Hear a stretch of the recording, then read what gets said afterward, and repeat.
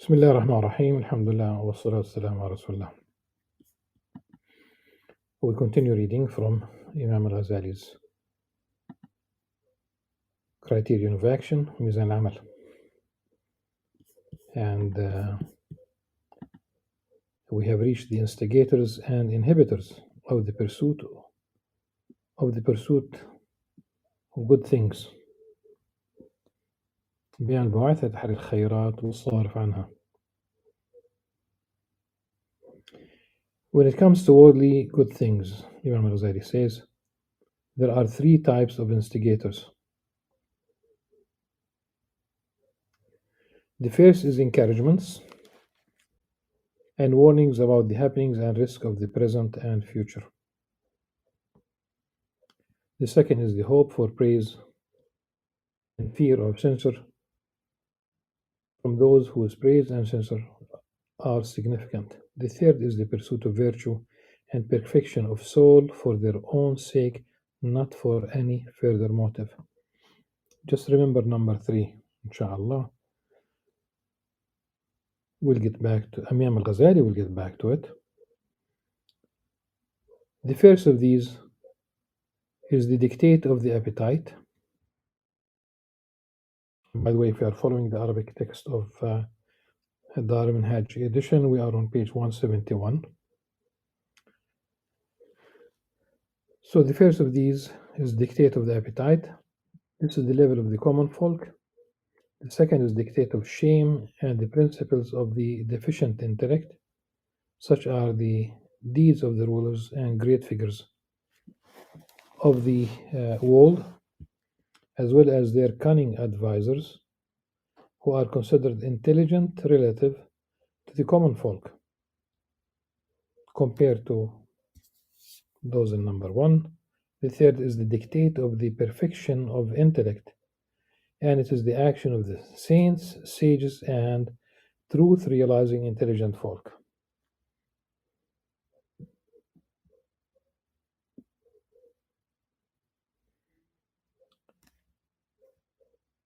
The saints are the awliya, sages are the hukama, and the truth-realizing intelligent folk, muhaqqiqi al-uqala.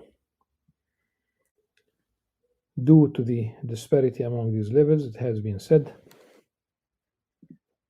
the best thing a man can be given is an intellect to deter him, and if not, then shame to restrain him, and if not, then fear to disquiet him,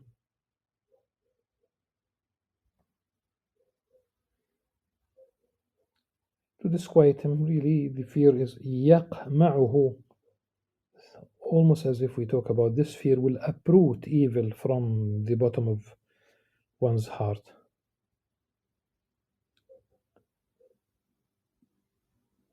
And if not, then wealth to conceal him.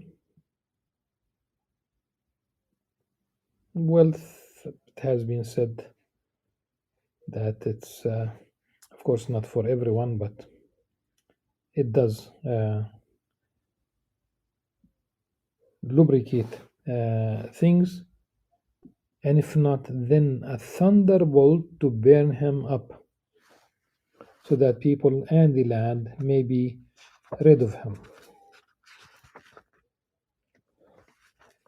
Maybe rid of him.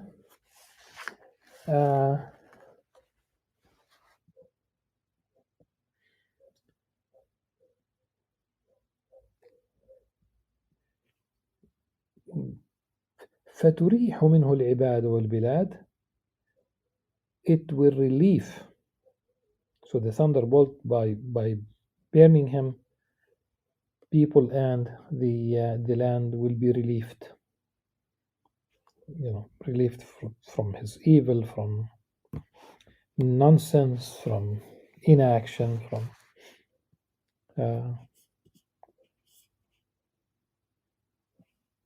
this disparity exists for every person from infancy to old age. At the onset of his infancy,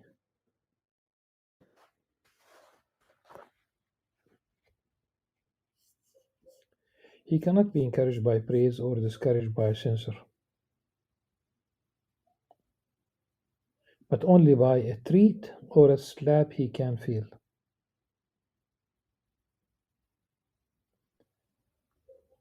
Um,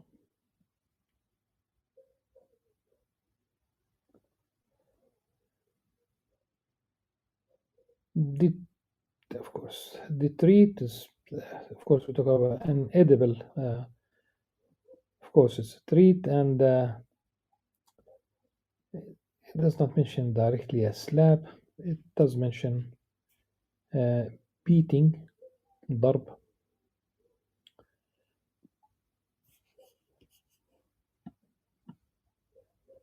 It is not until he reaches the age of reason that he can be encouraged by praise and discouraged by censure.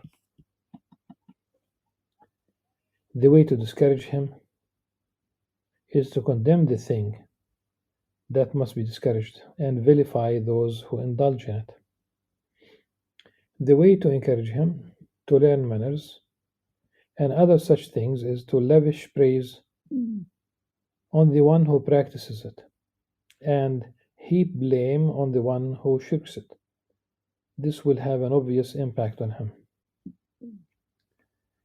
Most people never pass beyond these two stages. The third level, this is why I said earlier that remember the third level. So all their comings and goings are products of these instigators and inhibitors. The third level is rarely encountered. The same is true for the good things of the hereafter, wherein people differ in much the same way. For the only difference between the good things of the here below and the hereafter is that the former precede the latter chronologically. Otherwise, goodness is the aim of every intelligent person, whether it is instant or delayed, and the instigators for its pursuit do not fall outside these three categories. I would like to mention something uh, about those in early childhood. There was an experiment in which uh, children were divided into in a like a in a preschool, and they were divided into three groups. Uh, all of them were asked to draw, to paint. One group they were told that they will be rewarded ahead of the so ahead of drawing or painting, before really beginning that activity, that exercise, they were already told that they will be rewarded. So the treat, if you will, based on what Imam Ghazali said, there is no hitting. The second group, they were not told anything, but they were rewarded after they completed the job. So the first group, they told them in advance, and they did reward them. Second group, they were not told about any reward, but they were rewarded. The third group, nothing, except that they were told to paint. They were not told that they will be rewarded, and they did not reward them. After a while, they repeated the exercise. This time, they did not promise any group anything. They did not mention anything about the reward, did not mention anything about the treat. Uh, I'm not going to begin with the first group. I'm going to begin with the second. The second group, who in the first exercise were not told about any reward, but they were rewarded nevertheless. They did draw. The third group, nothing was mentioned about a reward, and they were not rewarded. They also did draw. The first group had hard time um, drawing because they were expecting the reward, and they talk about the reward. And so what one can take from this experiment is that do not mention a reward to children in advance. Don't tell them, if you pray, I will give you this. If you fast, I'm going to give you this. Either you don't give them anything, which is still healthy, or reward them without making it conditional. And of course, don't do it every time, because then it will be like the Pavlov experiment. It's conditional. You are conditioning the mind. It becomes almost like a cause effect. I'm not going to talk about the actual experiment of Pavlov. Okay. Thus, those who obey Allah and refrain from disobeying Him have three levels. The first are those who desire His reward in paradise as it is described to them, or fear His punishment in hell. Remember, when we spoke about the experiment, we spoke about children. The second are those who desire Allah's praise and fear His censure. That is, praise and censure in the present from the direction of revelation. That is, praise and censure in the present from the direction of revelation. This is the station of the righteous, much rarer than the first level.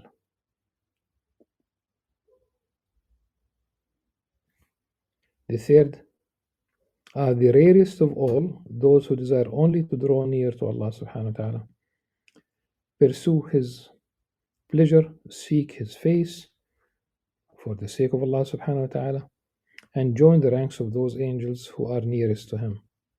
This is the degree of the folk of true faith and the prophets. Thus Allah subhanahu wa ta'ala says,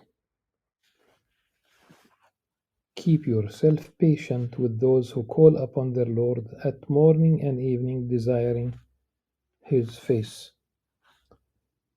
واصبر نفسك مع الذين يدعون ربهم بالغداة والعشي يريدون وجهه. And if we,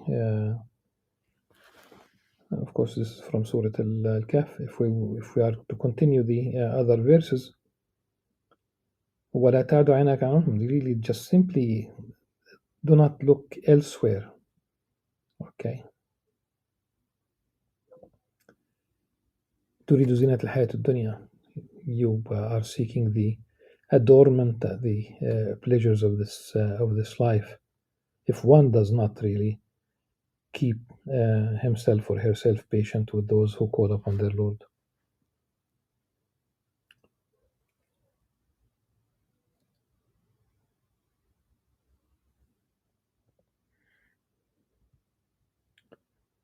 Rabi al-Adawiyya rahimahullah was asked, do you not ask Allah for paradise?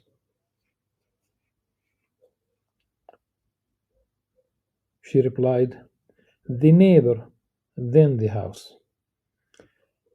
Al-Jaru thumma ad-dar. This is very, of course, this is very famous in Arabic, and people say that before you rent a house, before you buy a house, check out who will be your neighbor. So you are basically. I'm going to tell a story.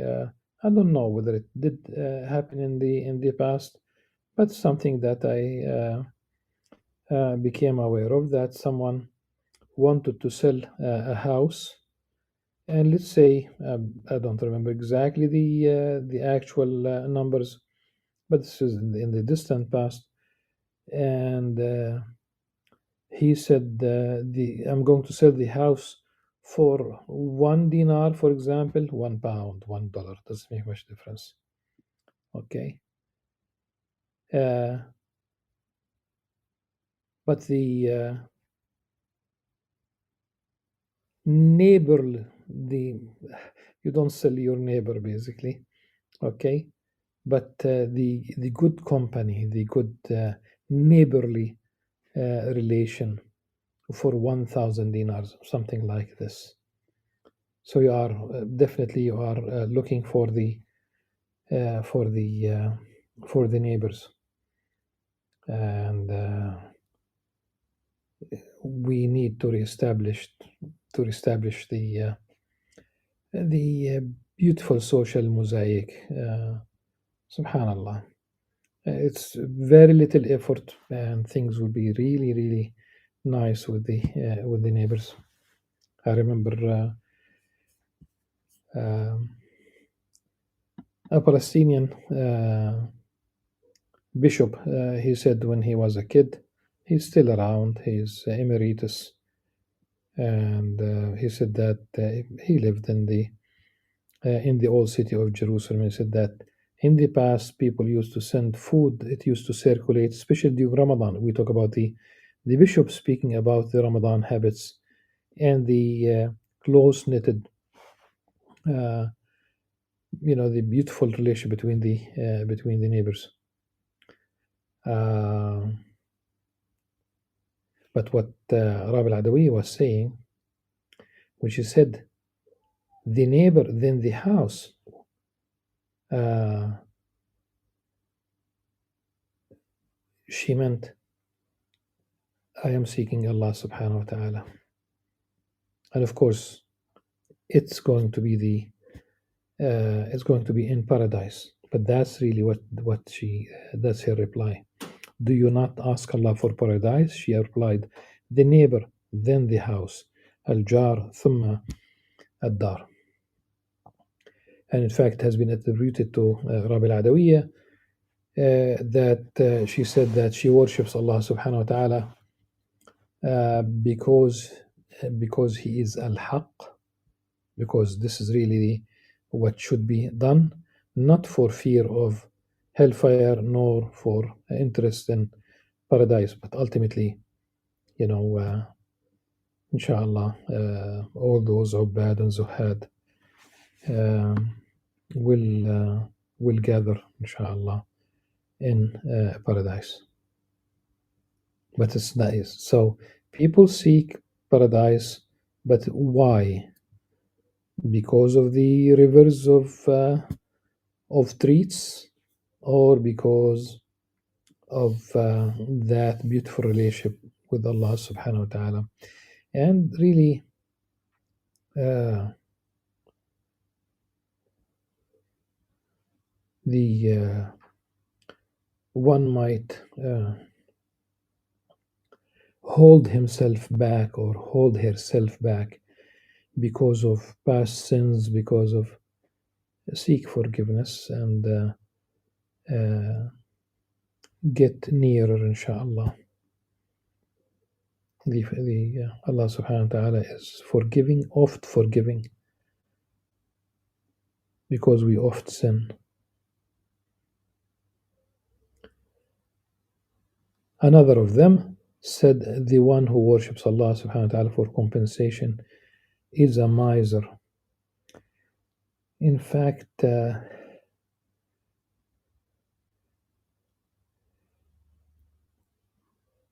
la'im, almost like rude. Uh, since the weak intellect cannot grasp the true nature of this concept, and most intellects are weak, Allah created paradise and hell and promised them to mankind as encouragement and a warning, and went to great lengths to describe them, nor did He allude to this more profound meaning except with subtle symbols, such as by saying, desiring His face, or I have prepared for my righteous servants that which no eye has seen, nor ear heard, nor human heart imagined.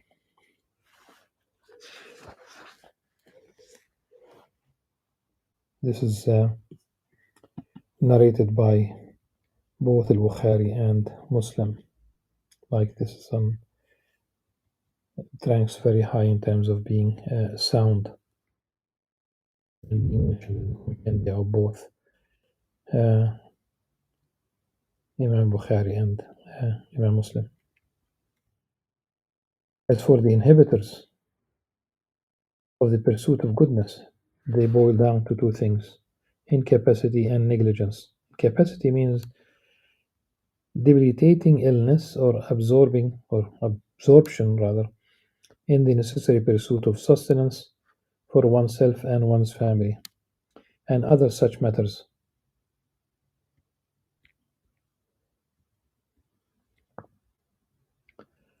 This is excusable and blameless, but nevertheless it is an obstacle in the way of perfection. There is no cure for it except to seek refuge in Allah and ask Him to clear these inhibitors away in His grace.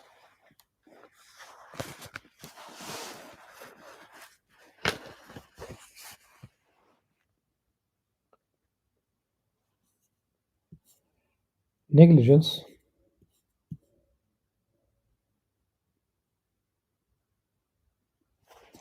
comprises two categories: ignorance and dominating appetite. Ignorance means that a person does not know of the good and noble things of the hereafter, and how trifling the wares of the world are relative to them, and how trifling the wares of the world are relative to them. This has two levels. One is that it is the result of obliviousness and the ill fortune not to have encountered a guide to alert one.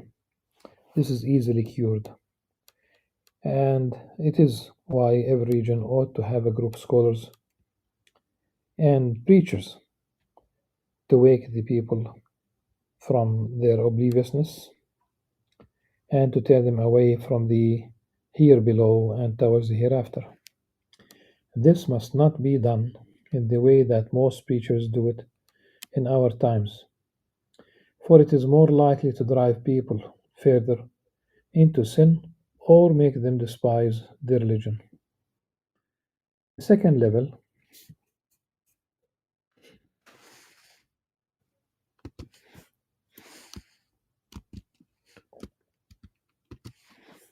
is that this ignorance is caused by their belief that happiness means worldly pleasures and temporal power, and that the notion of the hereafter is baseless, for they may believe that faith alone is sufficient, and every believer has it, no matter his deeds, or that reliance on Allah's mercy is enough to save them, for Allah is generous and merciful, and is entirely unharmed by the sins of the sinners, and so will inevitably have mercy on them. Such idiocies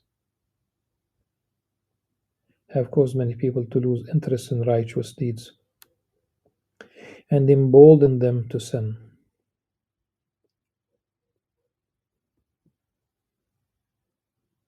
As for the belief that the hereafter is baseless,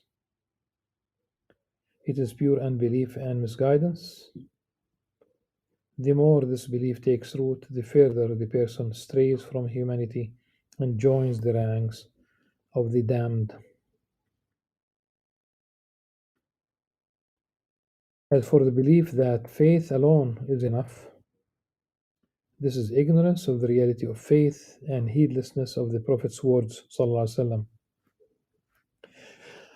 Whoever says there is no God but Allah with sincerity will enter paradise. Remember, just think exactly about the wording of these couple of lines, including the hadith. As for the belief that faith alone is enough, this is ignorance of the reality of faith and heedlessness of the Prophet's words. Whoever says there is no God but Allah with sincerity will enter paradise. Now,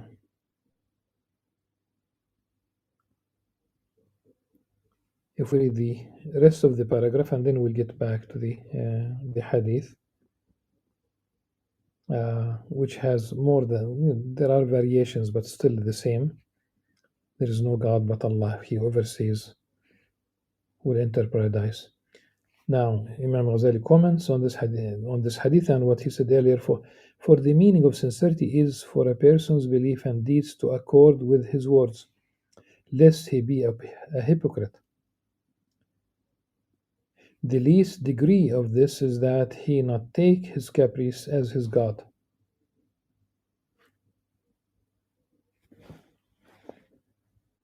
The one who follows his caprice becomes its servants, and his caprice becomes his God. Because in the Quran there is a reference to this. Uh, and this entirely undoes his statement. There is no God but Allah, and discredits his sincerity. Okay. Still, Imam Ghazali will comment on this, but let's go back to the hadith before we go further into Imam Ghazali's explanation. The various first, the hadith does exist. Okay. Number two, the variations. For example, in one tradition says min qalbih, from his heart, meaning from the bottom of his heart. It's not on lip service that you say La ilaha illallah, because a non-believer can say La ilaha illallah. They do. That doesn't make much difference. If a professor of Islam who is not a Muslim teaches, he or she might teach the same. Okay, so min qalbih. And the notion of sincerity, also there is the version of the hadith that sincerity is explained in terms of prohibiting one from indulging in that which is haram. Obviously, it should have an impact on one's behavior, to modify one's behavior. In itself, if it's really empty lip service, it doesn't really work. Imam Al-Ghazali, the next paragraph says, the one who believes that the happiness of the hereafter can be attained merely by saying there is no God but Allah, without realizing it with action, is like the one who believes that his food will become sweet if he merely says, I put sugar in it, without actually doing it. Or that he will say a child if he says, I lay with the maiden. Okay. Without actually lying down with her. No intimate relationship. Or that crops will grow if he says, I planted the seeds, without actually planting them. Just as these aims in the here below cannot be attained without their means, the same goes for the hereafter. The affairs of the here below and the hereafter are one. It is only called the hereafter because it comes after. The exit into the world was also a hereafter without respect to the existence of the or in the mother's womb that preceded it. Reaching the age of reason is a hereafter relative to what precedes it. Reaching the level of the intelligent is a hereafter relative to what precedes it. It is nothing but passing from one stage of creation to another. And death is but another of these stages, and another kind of development, another birth, a passage from one world to another. The Prophet ﷺ said, the grave is either a pit of hell or a meadow of paradise.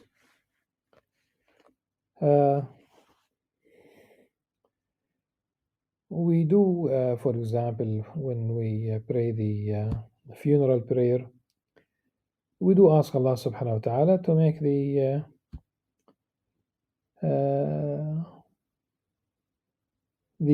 grave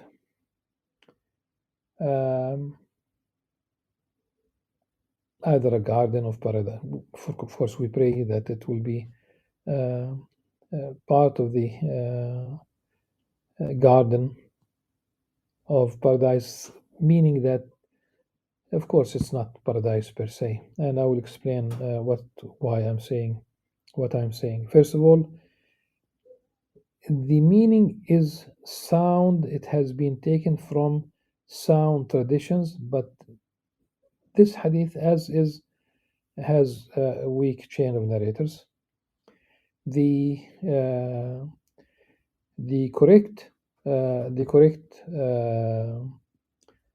meaning, rather, it's a hadith, is that when one is buried, if he or she is a good person, I'm talking purely from an Islamic perspective, meaning there is tawheed, there is belief in the oneness of Allah subhanahu wa ta'ala, all the articles of faith, and there was action, okay, then there'll be like an opening, they will say taqa, in the sense of not energy, but uh, like almost a window from which he or she looks at, like um, at his or her place in paradise, and it will be um such a grace, and basically they will enjoy it until basically the day of resurrection.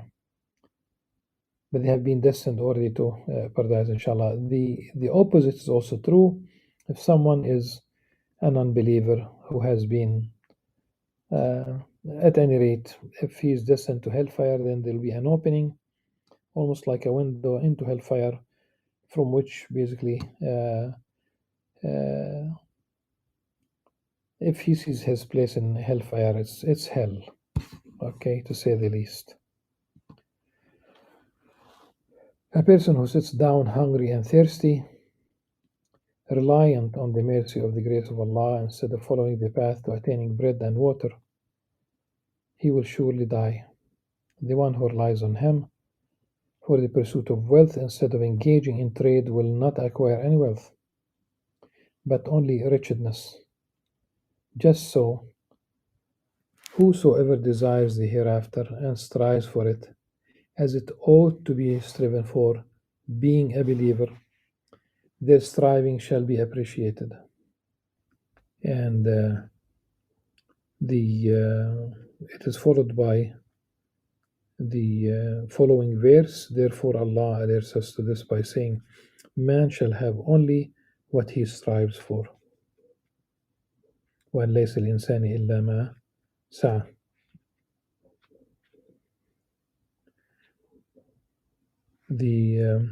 The previous one, من أراد الآخرة وسعى لها سعيه وهو مؤمن فأولئك كان سعيهم مشكورا. One must know that perfect splendor belongs to Allah, and that the greatest happiness is found in nearness to Him, and that nearness to Him is not spatial.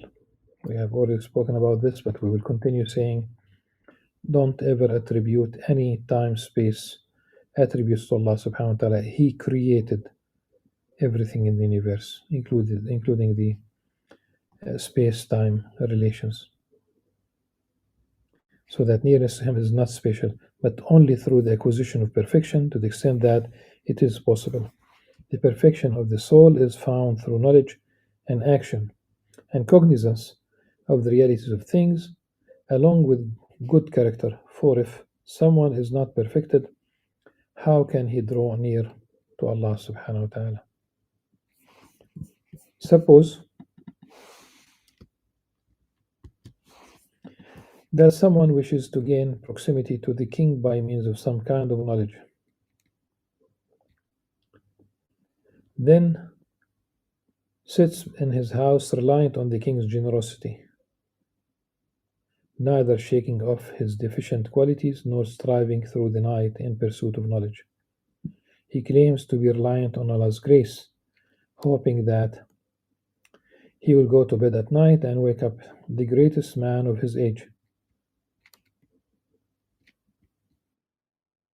For Allah's grace is enough for him, and he certainly has the power to do this. and much more besides. You would tell such a person that his conduct is marred by falsehood and folly, though dressed in the guise of words that seem outwardly virtuous. The same is true of the one who imagines that the hereafter can be won through idleness and sloth. فكذا من ظن أن الآخرة تنال بالبطالة والعطلة فهذا حاله. Thus we have reached the end of this topic, inshallah.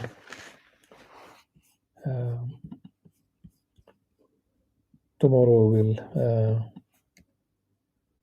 read the kinds of goodness and happiness, بيان أنواع الخيرات والسعادات. Until then, inshallah, سبحانك اللهم وبحمدك نشهد لا إله إلا أنت نستغفرك ونتوب إليك. السلام عليكم ورحمة الله وبركاته.